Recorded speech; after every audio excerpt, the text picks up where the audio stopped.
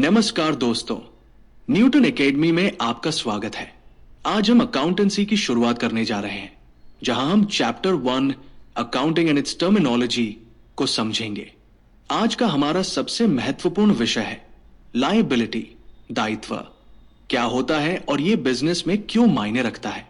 तो चलिए बिना किसी देरी के इसे बहुत ही आसान शब्दों में सीखते हैं। Amount payable by the business for credit purchase of goods asset or amount payable for borrowed money is known as liability. माल या संपत्ति की उधार खरीद के लिए व्यवसाय द्वारा देय राशि या उधार लिए गए पैसे के लिए देय राशि को दायित्व के रूप में जाना जाता है। This amount is payable in the future. यह राशि भविष्य में देय होती है। It is treated as liability till it is not paid by the business. जब तक व्यवसाय द्वारा इसका भुगतान नहीं किया जाता तब तक इसे दायित्व माना जाता है। Liability can be classified as under.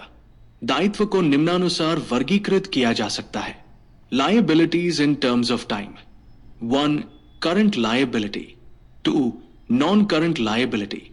Liabilities in terms of relationship. 1. Internal liability. 2. External liability. That wraps up our discussion on liability and its role in accounting. I hope this concept is now completely clear to you.